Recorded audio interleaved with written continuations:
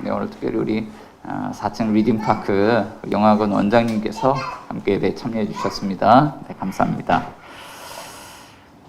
6월절 닷새 전, 지금 예루살렘 성읍은 명절을 지키러 온 사람들로 북새통을 이루고 있습니다.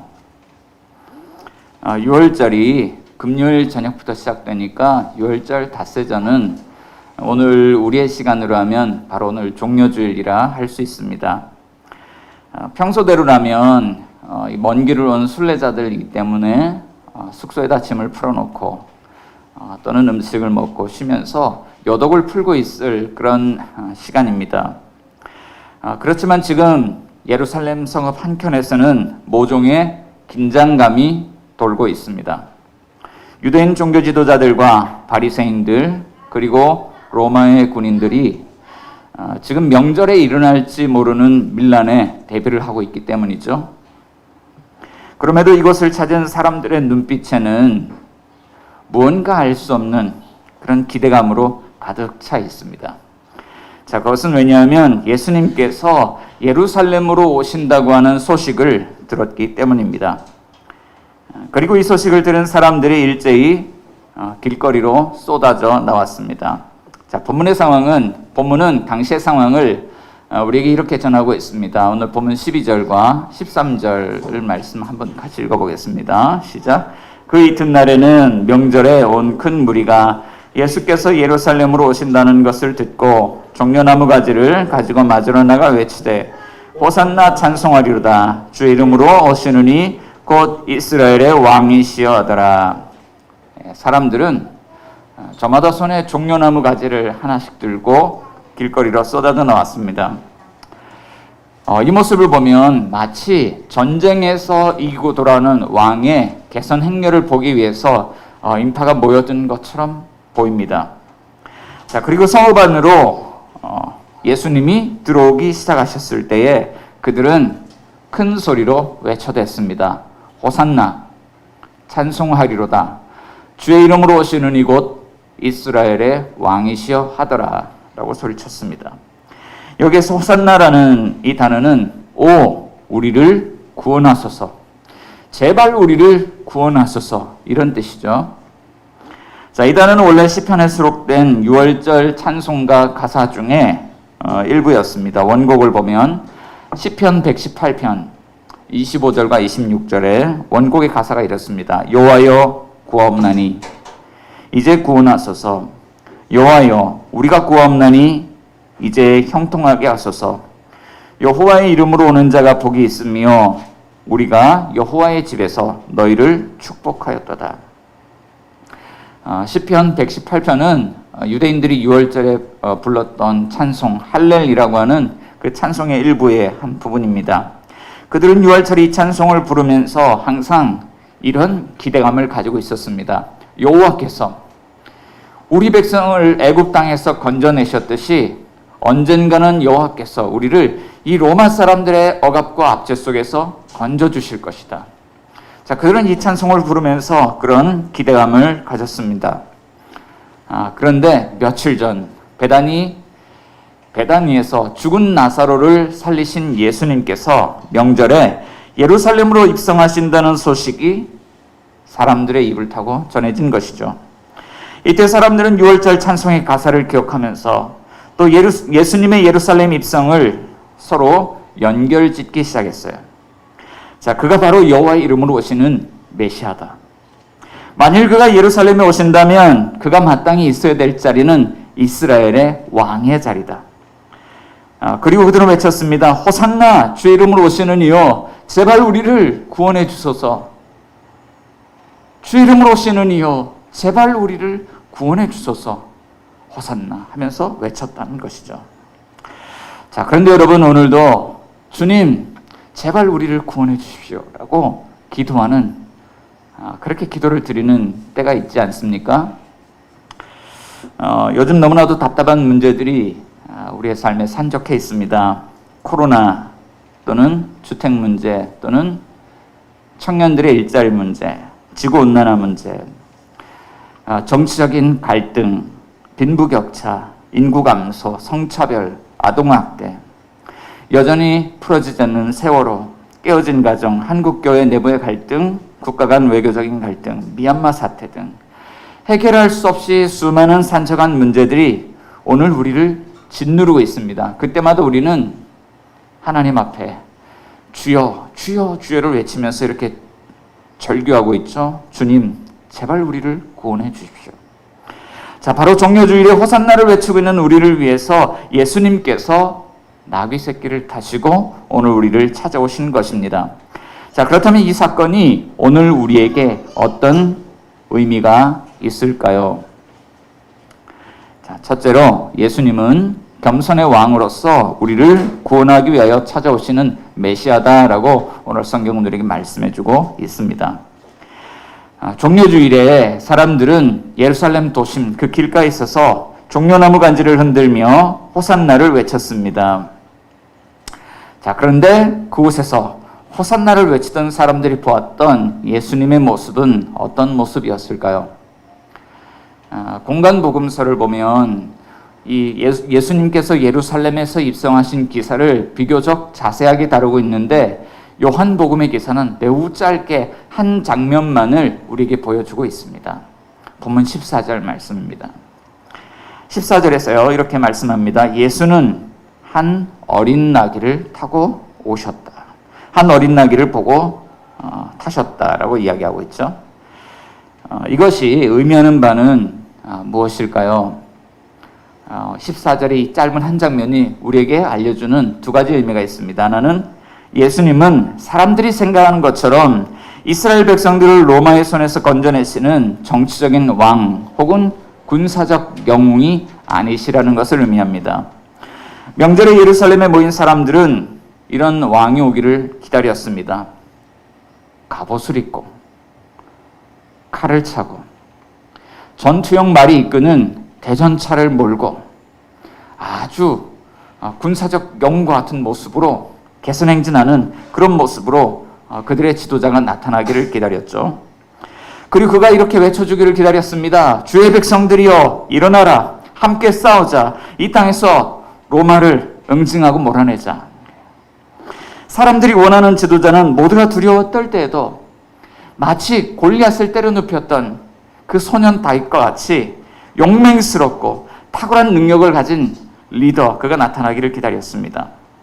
자, 그들은 예수가 바로 그런 리더라고 생각했는데, 자, 그런데 그들 앞에 나타난 예수는 한 어린 나귀를 타시고 볼품없고 모양새 빠진 그런 모습으로 그들 앞에 나타나셨다는 것이죠. 자, 그런데 이 모습이 가지고 있는 또 다른 의미가 있습니다. 두 번째 의미는요, 예수님은 겸손한 왕으로 오신 메시아라는 것입니다. 본문의 저자인 사도 요한은 그 근거로서 스가랴 선지자의 예언을 인용하고 있습니다.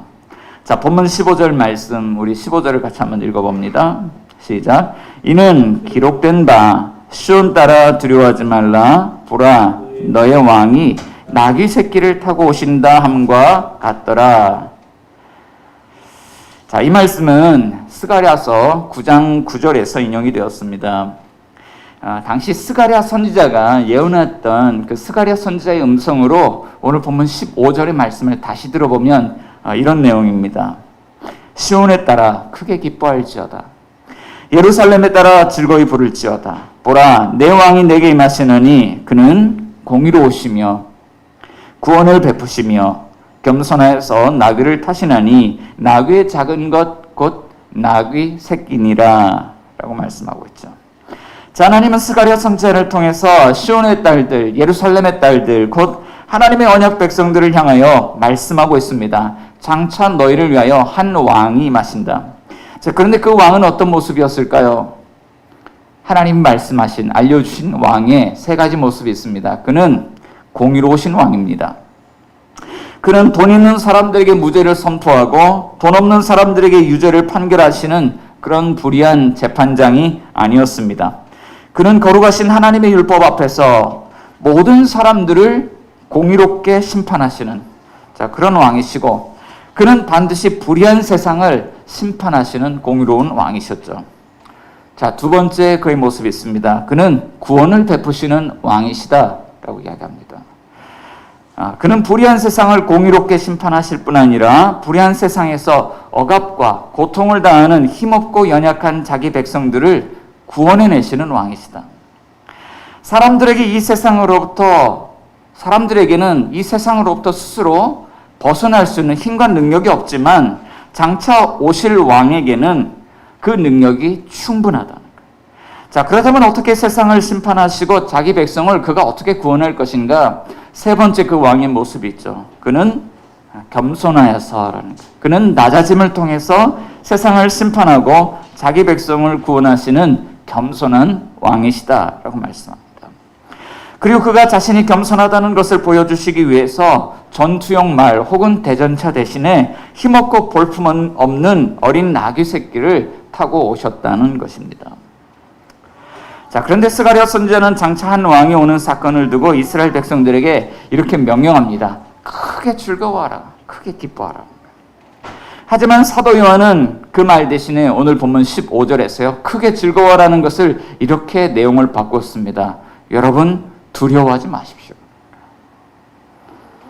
자, 사람들은 전투말을 타고 오시는 전쟁 영웅을 기대했습니다. 그러나 정작 그들 눈앞에 나타난 예수님은 한 어린 나귀 새끼를 타고 나타나셨죠.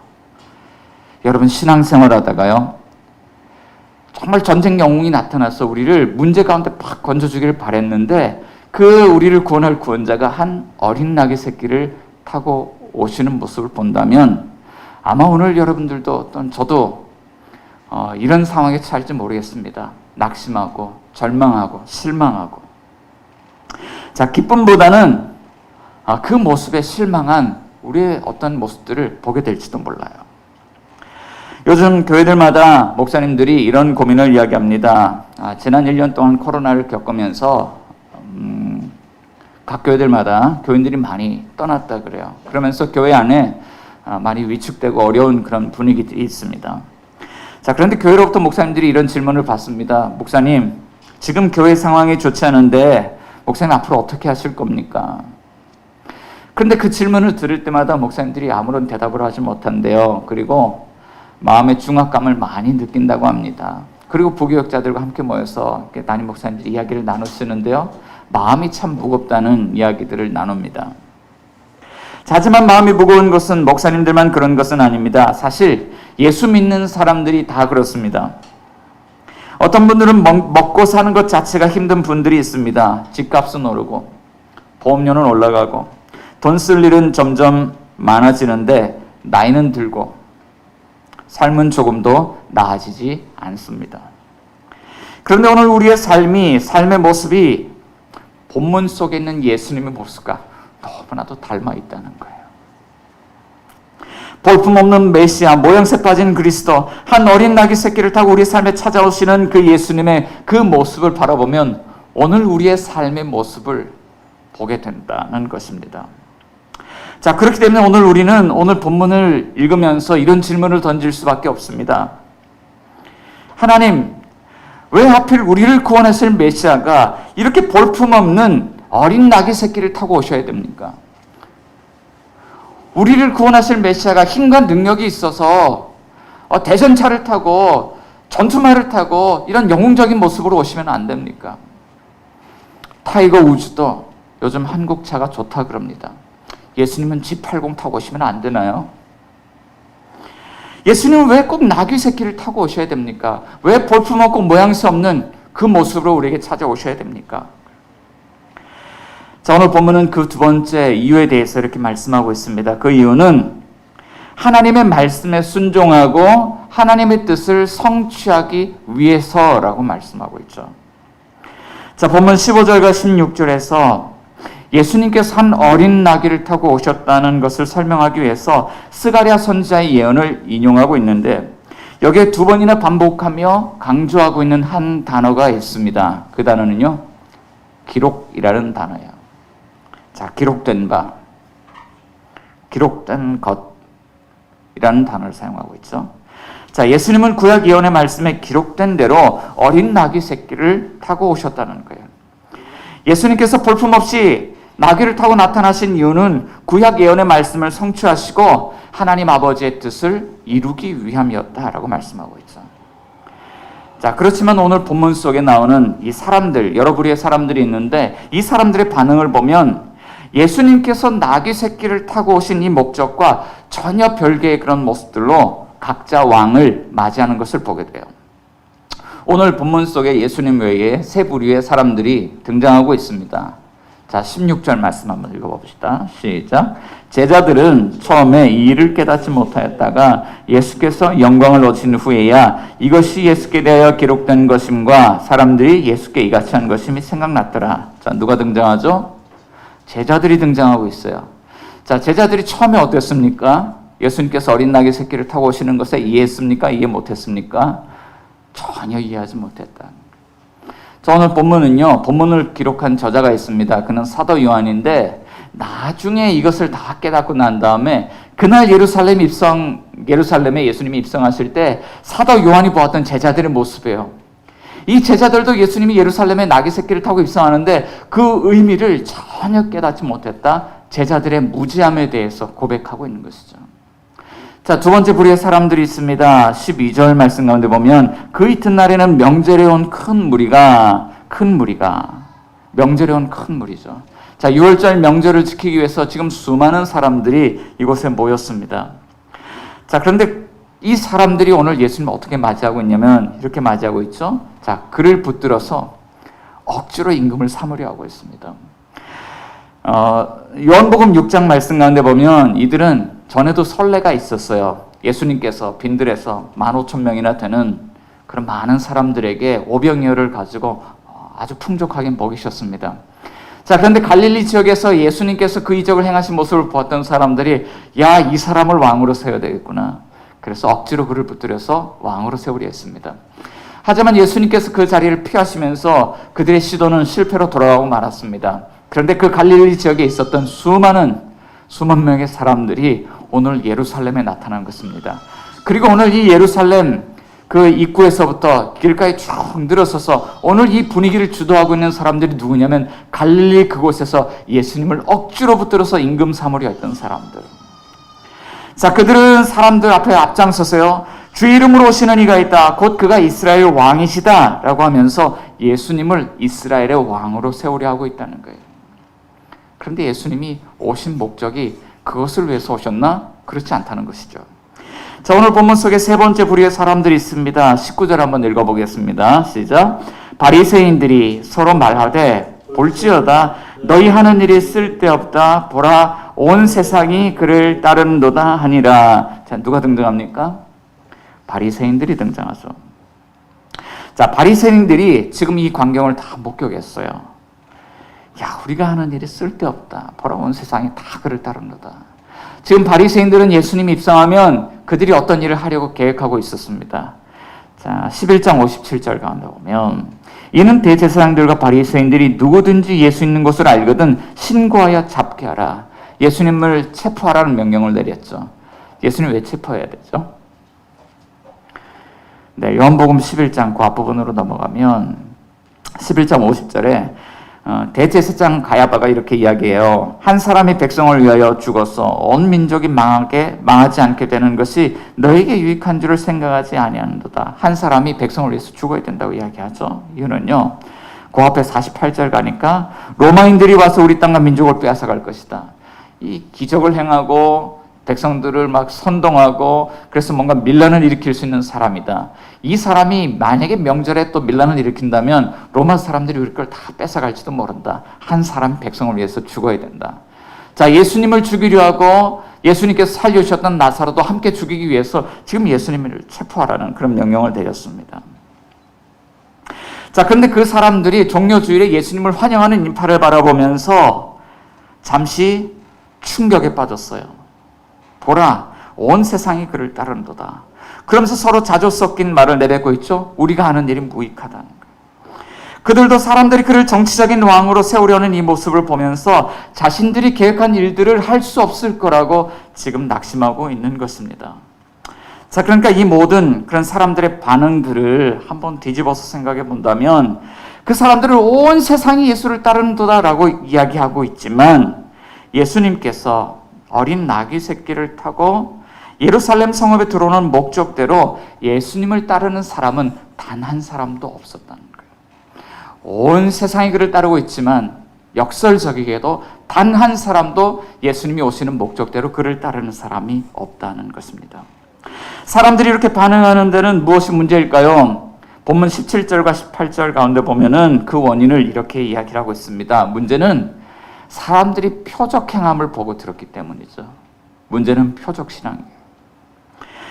예수님이 기도하면 없던 포도주가 생겨나고 사람들의 병이 낫고 귀신이 떠나가고 떡도 생기고 죽은 자도 살아나는 이런 기적이 일어났습니다. 저도 목회를 하는데 이렇게 믿었습니다. 목사 안수를 받고 제가 예수의 이름으로 기도하면 예수님이 하셨던 일과 동일한 이런 은혜의 역사들이 나타날 거라는 기대감을 가지고 있었습니다. 그리고 앞선 목사님들이 이렇게 가르쳐 주었어요. 야, 목사가 기도하면 사람들의 병이 나아야 돼. 능력이 나타나야 돼. 어떻게 하면 되나요? 하루에 3시간씩 기도하면 되지. 그런데 능력이 안 나타나던데요? 그럼 더 기도해야 되지. 나는 10시간 기도했어. 자, 목사님들이요, 이렇게 가르쳐 줬던 기억들이 나요. 그런데 정말 기적이 나타날까요? 예전에 어떤 장로님 딸이 있었습니다. 어느 날 이 딸에게 암이 찾아왔습니다. 그런데 현대의학으로는 딸의 생명을 살릴 수가 없었습니다. 그래서 딸의 병을 믿음으로 고쳐보기로 결심했습니다. 그래서 장로님이 이 딸을 데리고 집회는 다 참석을 하면서 목사님들에게 기도를 받고 또 여러 은사자들에게 기도를 받았습니다. 그때 이런 이야기를 참 많이 들었습니다. 장로님, 하나님이 낫게 해주실 거예요. 믿고 우리 끝까지 기도합시다. 장로님, 하나님 낫게 해주실 거예요. 그래서 진짜 장로님이 진짜 열심히 기도하고요. 이 딸을 고쳐보려고 안 다닌 데가 없을 정도였습니다. 그런데 어떻게 되었을까요? 결국 하나님께서 그 딸을 하나님의 품에 안아주셨어요. 그렇지만 장로님의 마음은 엉망이 되었습니다. 얼마나 큰 낙심과 분노가 차올랐던지. 분명 하나님께서 고쳐주신다고 말씀하셨는데 오히려 딸을 데려가셨다는 거예요. 하나님은 이제 나에게 고통을 안겨주신 하나님이 되었습니다. 그리고 그동안 이런 약속을 하면서 기도해 주셨던 목사님들, 은사자들은 다 거짓말쟁이가 되었습니다. 그런데 이런 일들이 참 빈번하게 많이 일어나요. 형제님, 자매님, 하나님이 고쳐주실 거예요. 하나님이 살려주실 거예요. 하나님이 해결해 주실 거예요.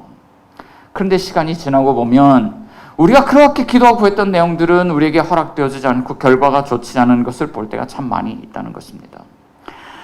성경은요, 이런 문제들에 대해서 이렇게 대답을 해줍니다. 야고보서 4장 2절 3절 가운데 보면 너희가 얻지 못하는 것은 구하지 아니하기 때문이요 구하여도 받지 못함은 정욕으로 쓰려고 잘못 구함이라. 자, 그러니까 우리가 믿지 못해서 기도하지 않는 것이 문제죠. 우리의 불신앙이 문제입니다. 그런데 또 하나의 문제가 있습니다. 불신앙도 문제지만 그 반대쪽에서요, 잘못 구하는 것도 문제라는 거예요. 종려주일에 명절을 지키러 온 큰 무리가 예루살렘에 입성하시는 그 예수님을 환영했던 이유가 무엇입니까? 그들이 정말 예수님을 사랑해서 예수님을 원해서 예수님을 환영했을까요? 그렇지 않았습니다. 그들은 예수가 가진 능력을 원했습니다. 그리고 그들은 예수가 행할 수 있는 표적을 원했습니다. 지금 종려나무 가지를 들고 예수를 환영하는 이유는 예수를 원해서가 아니라 예수를 이용해서 얻을 수 있는 제2의 유월절, 로마인들의 압제에서 벗어나고자 하는 그들의 욕망, 욕심, 그것 때문에 예수님을 환영하고 있는 것이죠. 우리의 삶의 불신앙도 문제지만 우리의 삶에서 우리의 행위에 대한 보상을 요구하는 표적신앙도 문제라고 오늘 본문은 이야기해주고 있는 것입니다. 그렇다면 오늘 우리는 어떻게 하면 종려주일에 예루살렘 성에 입성하시는 그 예수님, 나귀 새끼 타고 입성하시는 그 예수님을 이용하지 않고 겸손의 왕으로 쏘시는 그분을 예배의 대상으로서 참되게 예배할 수 있을까? 어떻게 우리는 그분을 참되게 환영할 수 있을까요? 셋째로 하나님 우리에게 이렇게 말씀하십니다. 그분의 영광을 바라보라는 거예요. 이건 우리 한번 따라해 봅시다. 그분의 영광을 바라봅시다. 예수님이 그리스도로서 메시아로서 드러내시는 그 영광을 우리가 바라볼 때 우리는 예수님을요 이용하지 않고 바르게 예배할 수 있는 것입니다. 어느 선교 신학자는 영광이란 단어를 이렇게 정의를 내렸습니다. 그 존재가 가지고 있는 가장 아름다운 가치다. 이렇게 이야기를 했습니다. 요즘 제가 잘 가는 식당이 한 군데 생겼습니다. 장암로를 통해서 서울 쪽으로 나가다 보면 오른편에 있는, 길 오른편에 있는 어느 작은 한 순댓국밥집입니다. 이 식당에 처음 가던 날 두 사람이 앉아서 순댓국밥을 시켰습니다. 그리고 순댓국이 나왔는데 주문하지도 않은 모듬 순대가 한 접시 같이 딸려서 나왔어요. 그래서 물었습니다. 사장님 이게 뭔가요? 그랬더니 서비스예요. 그러시는 거예요. 이야, 이 식당은 서비스도 이렇게 주는구나. 깜짝 놀랐습니다. 그래서 모듬 순대를 맛있게 먹고 순댓국밥을 계속 이렇게 맛있게 먹었습니다. 그리고 순댓국을 거의 한 3분의 2 정도 먹어갈 때쯤 또 한 접시의 모듬 순대가 나왔습니다. 사장님, 이게 뭔가요? 서비스예요. 깜짝 놀랐습니다. 우와, 어떤 식당에 가면 7,000원 주고 사 먹어야 되는 이 모듬 순대를 두 접시나 서비스로 줄 수가 있을까? 이야, 이런 식당이 있지. 그리고 나서 고개를 들어서 앞에 있는 메뉴판을 바라보았는데 메뉴판 바로 옆에 사장님의 경영 철학이 적힌 판이 하나가 더 있었습니다. 우리 식당은 최고의 품질과 서비스로 고객을 모십니다. 그래서 제가 감탄을 했습니다. 이야, 정말이구나. 자, 그런데요, 스가랴서 9장 9절에 그 메뉴판에 그 글귀가 적혀 있는 것 아니에요. 스가랴 9장 9절의 말씀이에요. 스가랴 선지자가 예언했습니다. 보라, 너희 왕이 마시라니 그는 공의로우시며 구원을 베푸시며 겸손하셔서 나귀 새끼를 타고 오신다. 그런데 나귀 새끼를 타고 입성하시는 예수님이 정말로 이 세상을 공의로 심판하시고 자기 백성들, 그 가운데 억압받는 자기 백성들을 구원하시는 능력 있는 메시아라면 여러분, 우리는 그 능력을 얻기 위해서 일부러 우리가 무언가를 노력할 필요가 있겠습니까? 본문의 저자인 사도 요한은 그가 메시아라는 것을 깨닫는 순간이 있었습니다. 16절 가운데 보면 제자들은 처음에 이를 깨닫지 못하다가 예수께서 언제요? 영광을 얻으신 후에야 이것이 예수께 대하여 기록된 것인가, 사람들이 예수께 이같이 한 것임이 생각났더라는 거예요. 바로 영광이 그거죠. 스가랴 선지자가 예언했던 것처럼 예수님께서 세상을 공의로 심판하시고 자기 백성들을 억압 가운데 구출해내시는 그런 메시아적 영광을 나타내셨다는 거예요. 그리고 제자들이 그 영광을 보고 겸손의 왕으로 오신 예수님, 나귀 새끼를 타고 오신 예수님이 정말로 그런 메시아구나 라는 것을 깨달았다는 것이죠. 자, 그런데 사도들의 증언이 이곳저곳에서 터져나온 사도들의 증언이 일치합니다. 사도 바울은 이렇게 증언했습니다. 빌립보서 2장 6절부터 11절 말씀 보면 그는 근본 하나님의 본체시나 하나님과 동등됨을 취할 것으로 여기지 아니하시고 오히려 자기를 비워 종의 형체를 가지사 사람들과 같이 되셨고 사람의 모양으로 나타나사 자기를 낮추시고 죽기까지 복종하셨으니 곧 십자가에 죽으심이라. 이름으로 하나님이 그를 지극히 높여 모든 이름 위에 뛰어난 이름을 주사 하늘에 있는 자들과 땅에 있는 자들과 땅 아래에 있는 자들로 모든 무릎을 예수의 이름에 꿇게 하시고 모든 입으로 예수 그리스도를 주라 하시나요 하나님 아버지께 영광을 돌리게 하셨느니라.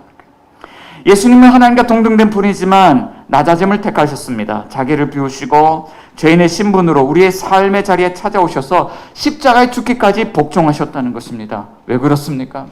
오늘 나귀 새끼를 타고 오시는 그 볼품없는 예수님처럼 오늘 볼품없는 우리 인생을 살아가는 우리를 대신하기 위해서 인생의 삶의 그 저주, 낙심과 절망하는 그 저주의 삶의 자리를 주님께서 대신하기 위해서 낮아짐의 길을 택하시고 십자가에 죽기까지 복종하신 것이죠. 그렇지만 하나님께서는 어떻게 하셨을까요? 하나님이 그를 다시 일으키사 지극히 높은 보좌 우편에 앉히시고 그를 하나님 나라의 주로 왕으로 세우셨다는 것입니다. 자, 목적은 모든 사람이 예수님을 주와 그리스도로 신하여 하나님 아버지께 영광을 돌리게 하시려고 그러셨다는 거예요. 만일 이 사건을 목격했다면, 만일 이 사건을 통해서 그리스도의 영광, 메시아의 영광을 보았다면 우리는 그 영광을 바라보면서 우리의 삶의 문제들 때문에 낙심하거나 절망하거나 두려워해서는 안 된다는 것이죠. 사랑하는 뉴스TV의 성도 여러분, 오늘 여러분들에게 주여 제발 우리를 구원해 주소서 호산나라고 절박하게 부르짖는 삶의 문제들이 있습니까? 그렇다면 오늘 말씀을 기억하면서요, 두 가지를 회개했으면 좋겠습니다. 하나는 그런 문제가 있음에도 기도하지 않은 우리 불신앙을 회개하실 수 있기를 바랍니다. 또는 나의 목적을 얻기 위해서 예수님을 이용하려고 했던 우리의 표적신앙을 이 시간 회개할 수 있기를 바랍니다. 또 두 번째는요, 오늘 우리 주 예수 그리스도의 영광을 바라보면서 그분을 믿으실 수 있기를 바랍니다. 그분은 우리를 대신하시려고 겸손의 왕으로 오셨습니다. 그분은 십자가의 죽으심과 부활의 영광으로서 그리스도의 영광을 드러내셔서 우리의 그분이 바로 주요 그리스도라는 것을 나타내 보여주셨습니다. 여러분은 우리 주 예수 그리스도를 믿으시기 바랍니다. 그리고 믿을 때 증거를 얻으시길 바랍니다. 요한복음 16장 12절에서 14절 말씀 가운데 보시면요, 이렇게 이야기합니다. 내가 아직도 너에게 이를 것이 많으나 지금은 너희가 감당하지 못하리라. 그러나 진리의 성령이 오시면 그가 너희를 모든 진리 가운데로 인도하시리니 그가 스스로 말하지 않고 오직 들은 것을 말하며 장래일을 너에게 알리시리라. 그가 내 영광을 나타내리니 내 것을 가지고 너에게 알리시겠습니다. 여러분, 회개하고 우리 주 예수 그리스도를 믿으시고 주의 성령을 받으시길 바랍니다. 그렇게 된다면 여러분 이미 십자가의 능력으로 우리 인생의 문제를 해결하시고 우리에게 영원한 생명을 선물로 주시는 겸손의 왕 예수 그리스도를 여러분들의 삶에서 만나게 되실 것입니다. 이 시간 우리 같이 한번 기도하기를 원합니다. 주님, 정말 우리가 간절하게 주님을 찾아 부를 때가 있지만 때론 주님을 이용하고자 하는 마음으로 주님 부르짖을 때가 있었습니다. 우리 안에 있는 불신앙, 우리 안에 있는 표적신앙을 주님 회개합니다. 우리를 용서하시고 다시 우리가 그런 결과를 예배하는 것이 아니라 예수님을 바라보고 예수님을 예배할 수 있도록, 예수님을 주와 그리스도로 맞이할 수 있도록 주님 도와주십시오. 종려주일에 나귀 새끼를 타고 오신 그 예수님을 우리가 바로 보고 바로 예배할 수 있도록 주님 인도해 주십시오 라고 우리 같이 한번 통성으로 기도하겠습니다. 기도합니다. 사랑과 은혜가 풍성하신 하나님 아버지, 오늘 감사합니다. 하나님